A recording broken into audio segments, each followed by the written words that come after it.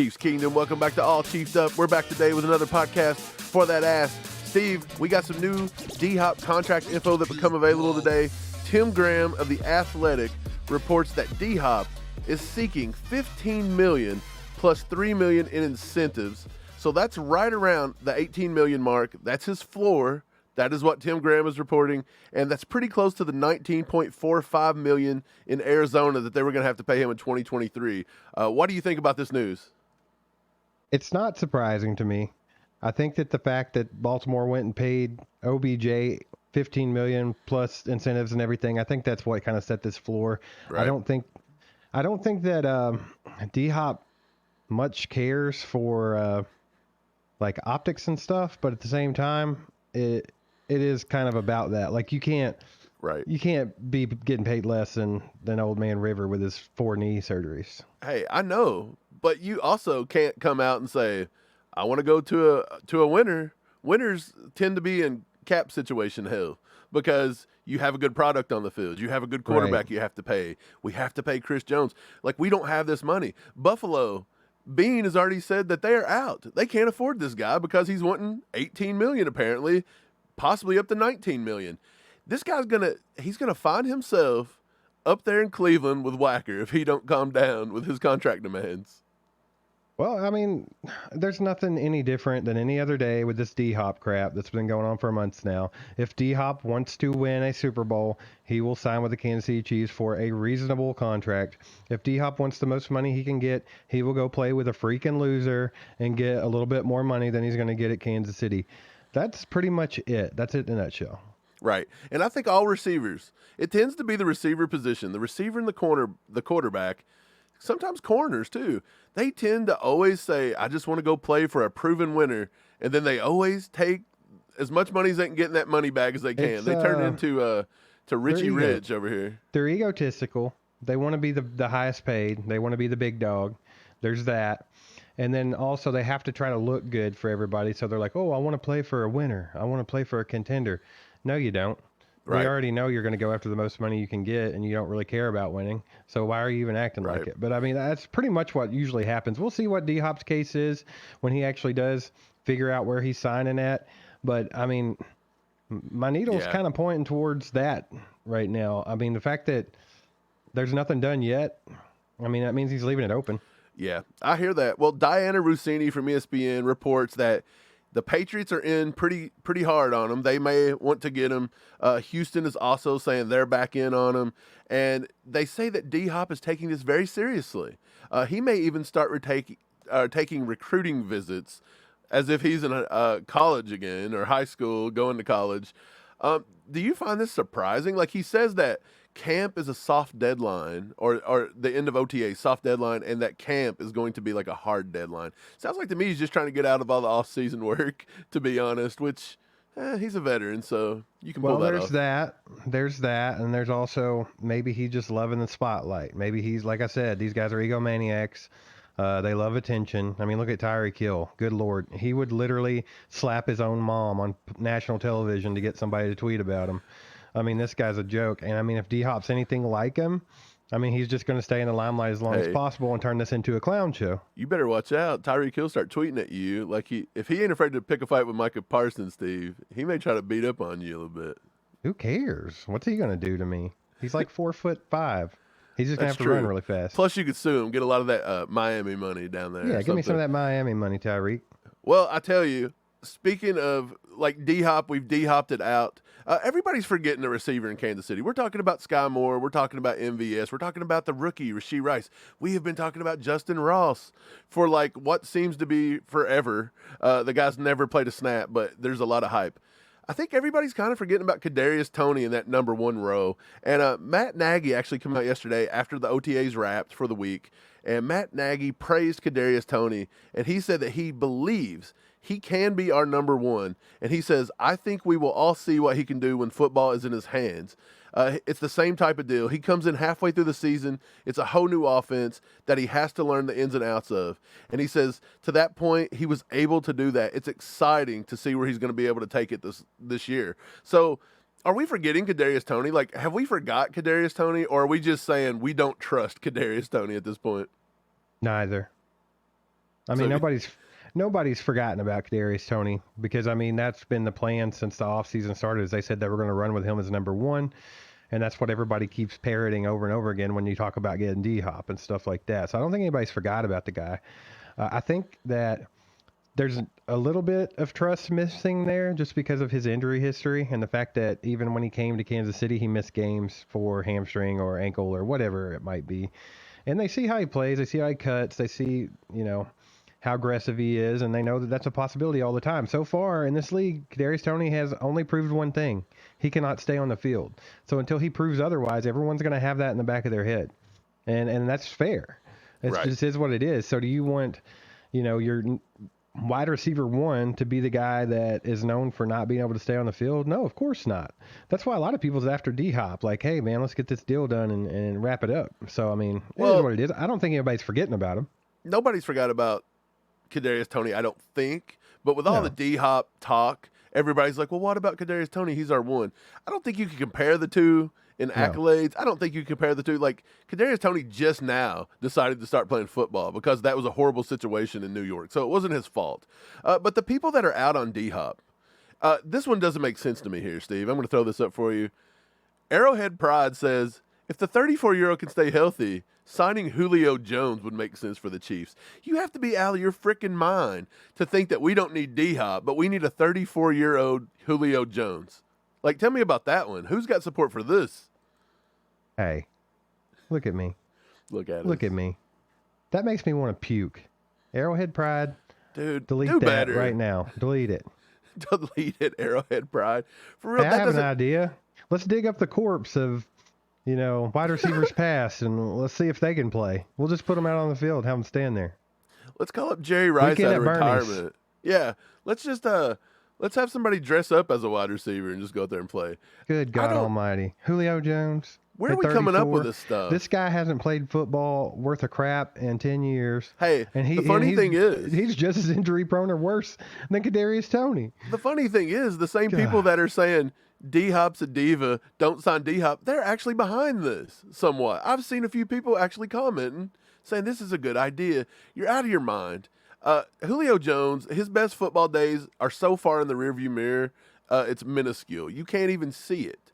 So that's a waste. That's just a complete waste. But let's jump back into the OTAs. They wrapped. I'm going to bring up this from Matt McMullen. He said that was a wrap on the second week of Chiefs OTA practices.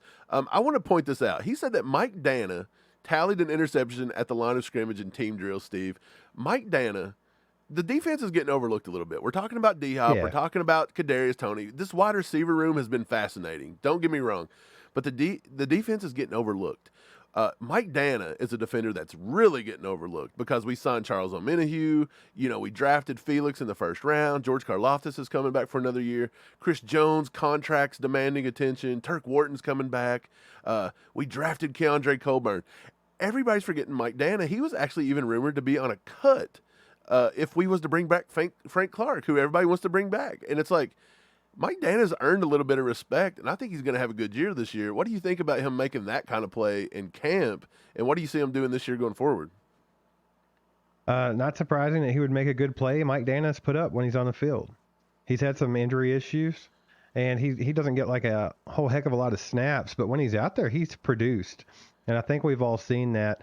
Look back at no further than the Chargers game last year when he just buried Justin Herbert and broke his ribs or whatever. I mean, this guy can play, and I think he's a valuable asset. He's also somebody that can rush on the edge. He can kick down to the inside, that stuff that Spags likes. He's also not expensive. Like, I think there's lots of positives to Mike Danna, and I think he has a lot to prove, too, because I don't think he's hit his full potential. And he's going to keep working and working and working at it, so I think you're going to get the best of the best with him. To say that he should be on a cut line, that's silly to me. You got guys like Joshua Kane, Dale Malik Herring, and everybody else that, you might as well go get that corpse we were going to use for receiver with Julio Jones and put him out there on the edge and rush a quarterback, because these guys have yet to do much of anything other than practice with Kansas City. So why don't you go ahead and cut them and leave Mike Danna on the team? Do you feel I don't know. Do you feel like the defensive end position is the wide receiver group of the defense here, where they just keep wanting to go back and get like an aging Frank Clark? That really one of the worst contracts and the most underperforming contracts in Brett Veach history with the Chiefs. Maybe Yes. one of the worst underperforming contracts in the history of the NFL once it was all said and done. We already owe him over $7 million in dead cap money, and everybody's still wanting to bring back Frank Clark. They shunned the idea of bringing back Justin Houston for a year, even though Justin Houston has outproduced this cat Frank Clark over the past 3 years. Yeah. He's outproduced him. Yeah. Let's be honest. But why do we have to go back and do that? Why not just roll with the younger guys and let Mike Danna continue to develop? Why is this the position on the defense that everybody just keeps harping on about having to go get some veteran talent? Like, are we just fine where it's at, or do you think they're going to go get something? I actually think on the defensive side of the ball that they will go get somebody. And I think it's different than the wide receivers on the offensive side of the ball. In the past, you've noticed that, Andy Reid and Brett Veach don't care to roll with a group of young receivers. They don't care. Like last year, they went and got Juju. Juju was kind of our vet, wide receiver one, if you would even say that last year. And he's like 25, 26 years old.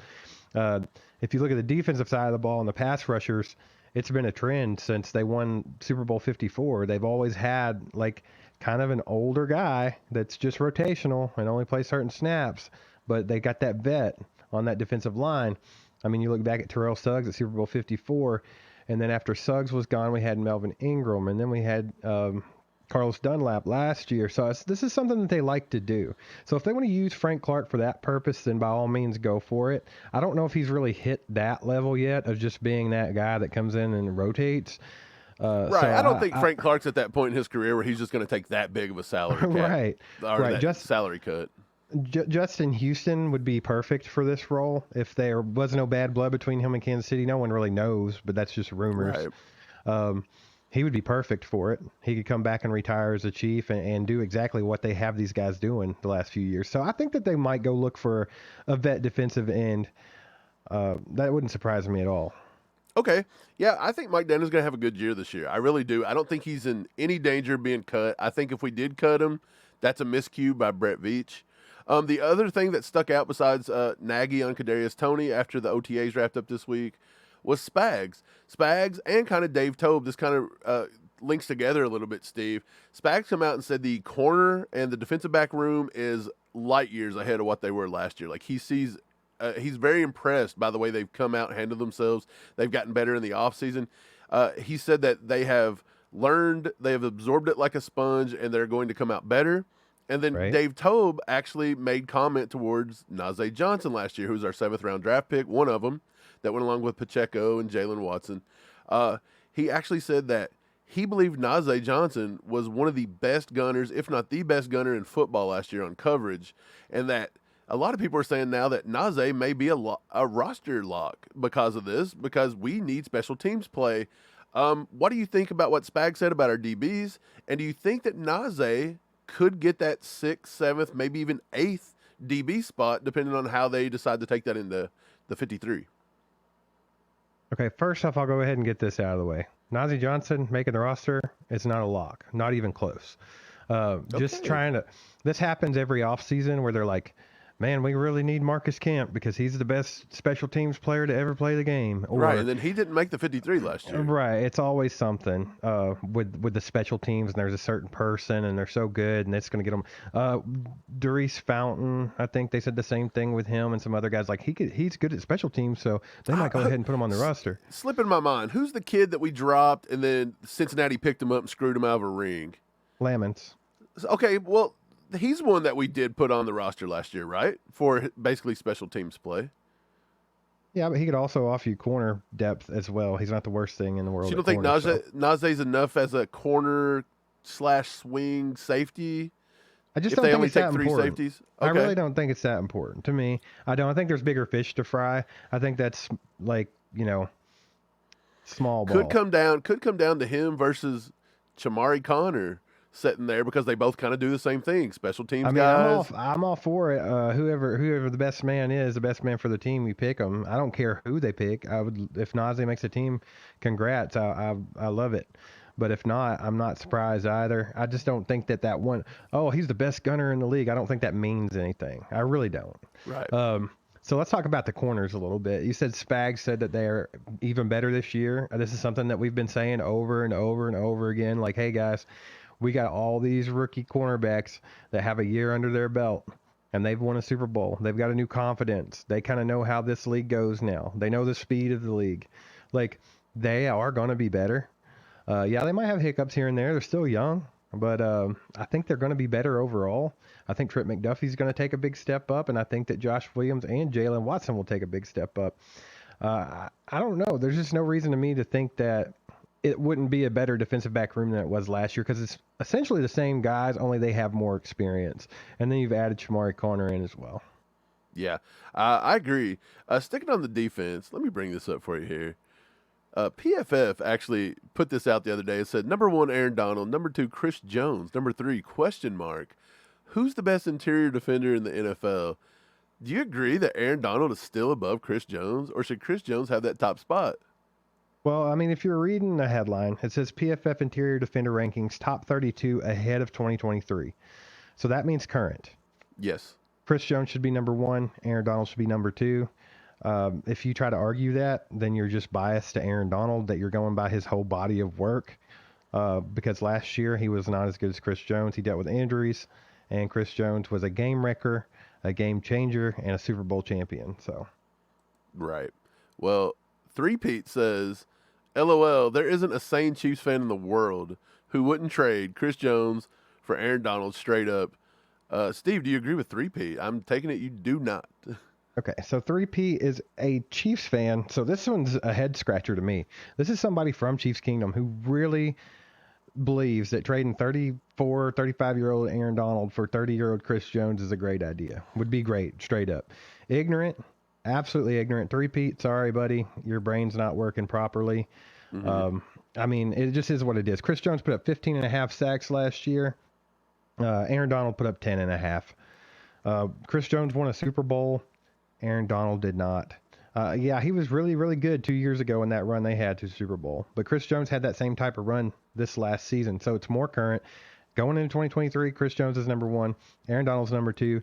And if you think, 3Pete, that we need to trade Chris Jones straight up for Aaron Donald, delete that shit. Agreed. I think he does too. Here's another one we have.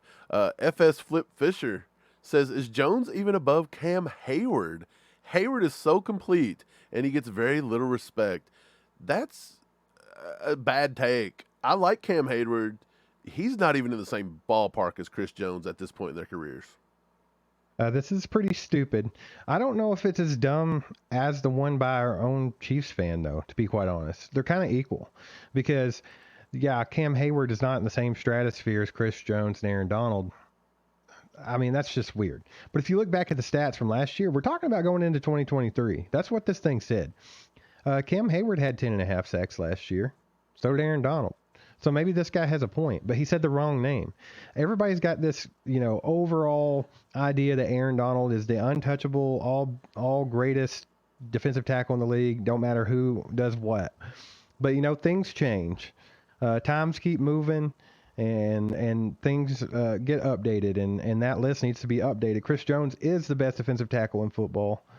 I don't care what anybody says. I'll argue that. I don't know where they're getting their information from, or they're not watching football, or what's going on, man. Like, why would they not know this by now? I don't know. I think it's the nostalgia. Aaron Jones is good. He dealt with a little bit of injuries last year. I just don't know. I think Chris Jones just gets that little respect is what I think. I don't think he's a household name out. Because the media don't fawn over the Chiefs and slob over Chris Jones. That's what it is, like they do everybody else. That's I guess so, but he is probably one of the most disrespected people in football because he's the best defensive tackle in football. He does the same thing for you that big names like Aaron Donald does for you. He changes the entire game. Like, teams have to plan for Chris Jones. They have to double team him constantly, and he's still getting to the quarterback. 15.5 sacks last year. And in huge times, too. He's very clutch. He's a closer. There's so much to Chris Jones, and I just think it's ridiculous he gets disrespected as much. But Flip Steeler, sorry. Hey, just go ahead and... delete that shit. I have to agree. We got one more. Delete that, Steve. And this comes from Ashley Baker at Ashley Baker 21. Don't know who this is, to be honest. Just a random girl on Twitter. But isn't it great to be the Chiefs right now? And she writes, not going to lie, I can't see the Chiefs only I can't wait to see the Chiefs only go 11-6 this season with some like hopeful smiley faces. How funny is it that we've got to a point of sheer NFL dominance that this girl is wishing 11-6, which basically probably guarantees a divisional win and a playoff spot, if not a first-round bye. Well, first of all, I'd like to say it was sweet of you to add in a word for Ashley to make her look like she could speak the English language. Right. I think that was totally very noble. missed I know. it. But anyway, no, in all seriousness, Man, delete that shit. I mean, come on.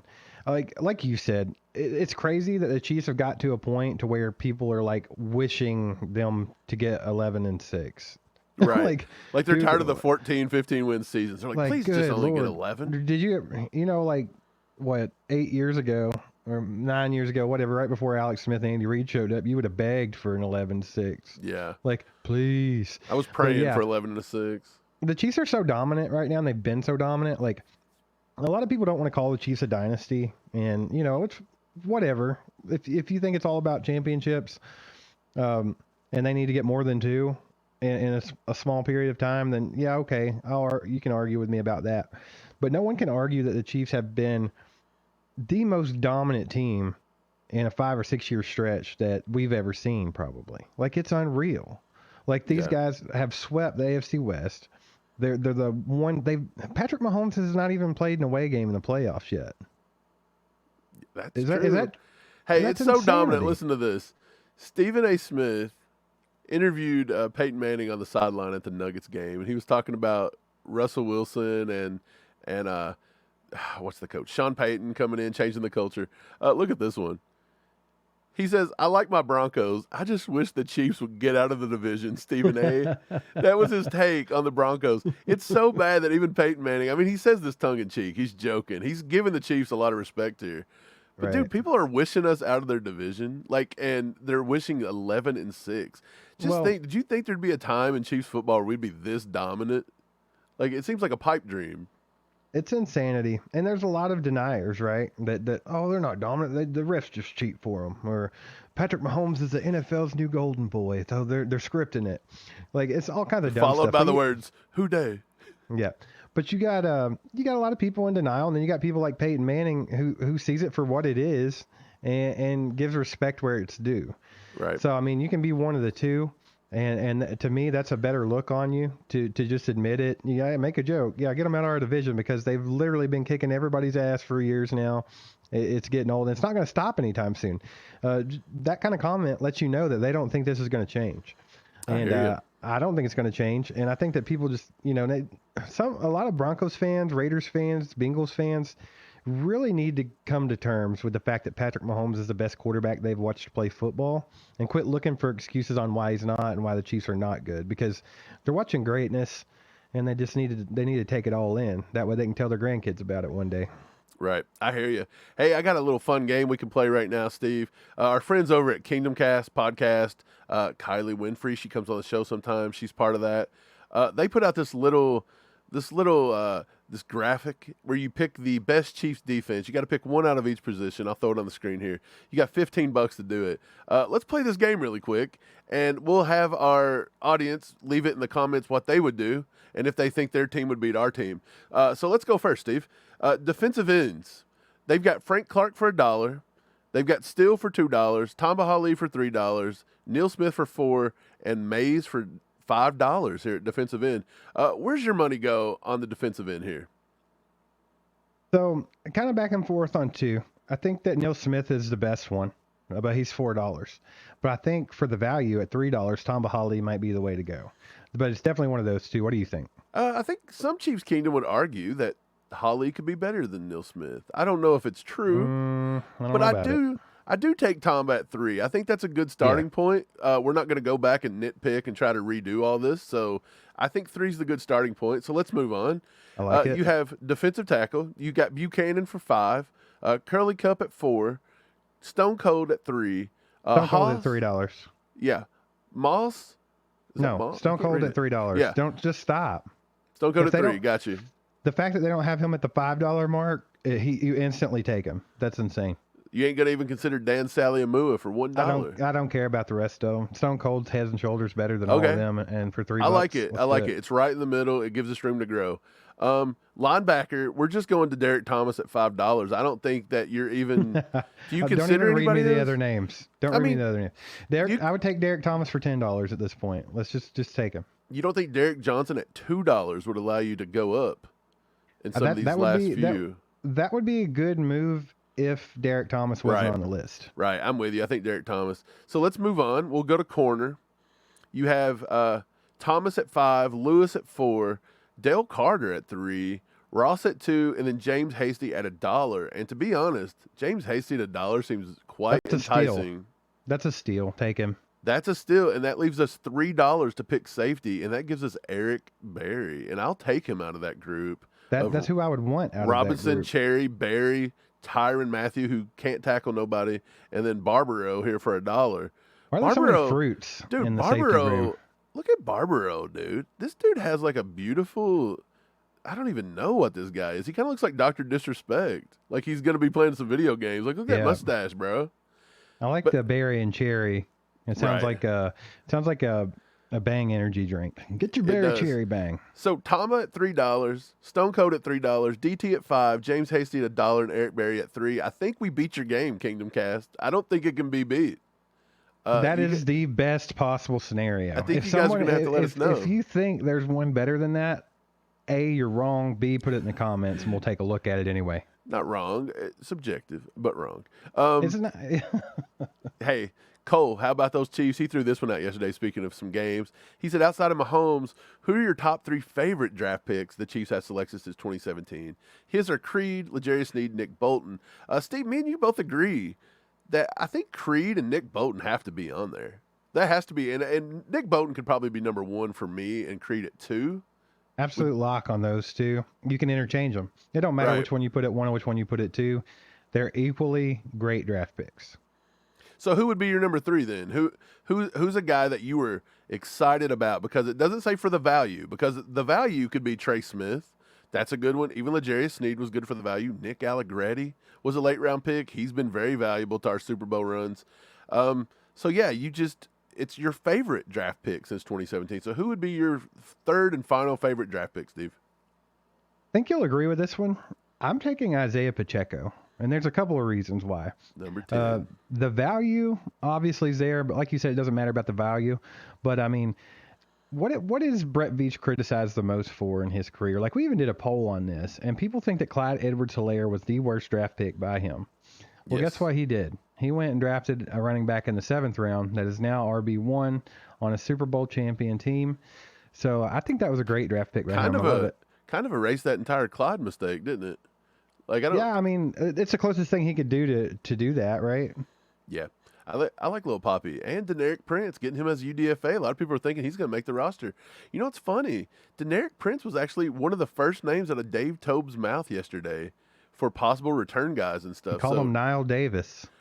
I mean, Nile Davis had moments, but overall he was a bust. So let's hope it don't turn into that. No. He said as a return man, he's Nile Davis. Nile Davis was pretty quick in his own right out of Arkansas. Dude, that guy's thighs were as big around as a car. Right. Like, we met him in person, and we were like, a few feet away, and this dude's lower half is just, he could kick a hole through a brick wall. Right. Well, the last game we're going to play today, Steve, because we have 2. Let's just make it a third, and this is the best one. What we got? 65 days free. Will he ever be cut? Where's Chiefsaholic? Where's Chiefsaholic? Where's this guy at? Well, let me tell you something. Chiefsaholic, he goes big. He's never been one to shy away from going big. Like, if you look at his bets he's thrown out there, this guy's robbing banks to get to Chiefs games. He's driving the best cars. He's wearing the best clothes. He doesn't care, and he flaunts it to everybody. He's a movie. Now he's gone, and he's on the run. He cuts off the ankle bracelet, and he gets the heck out of Dodge. He gets away from court. It's been 65 freaking days. Let me tell you, somebody that goes big is not still... This was yesterday's tweet. States. He got 66 days out of it. Well, look, hey, let me tell you jinxing something. him? Are we jinxing him? Are they going to catch him now? He's not in the United States. And if he is, it's by pure, cockiness. Like, this guy, like I said, he goes big. So he's probably already found a private jet to get to, wherever. True. Pick whatever country. Is he big braining it, and he's going to be in our Germany game next year? Is that where he's going? Dude, would it surprise you? Is that the way he can still see the Chiefs and be out of the country? Yeah, because I mean, he could probably get away with it as long as he don't put on the costume. Like, he's good to go. That's true. I think he could do it. So, or get a different costume. Right. So Xavier Babadar, however you pronounce that name, Chiefsaholic, aka, if you want to come on the show, hit us up. If you want the FBI to not be involved, don't hit us up because I don't really want the FBI sniffing around. But yeah, man, I don't know how much they're going to actually go after him. He might just be a free man at this point. And a Lifetime movie. I can see it in the future. I really can. But that's going to wrap it up today, Steve. You got anything for Chiefs Kingdom? No, thanks for being here. Make sure to hit that like button, hit that subscribe button. We're trying to get to 10,000 subscribers before the season kicks off. We are itching at 9,000 right now, so we've got quite a bit to go. But just make sure to share with your friends, and we appreciate you. Yep, go Chiefs. There goes a sight from my soul.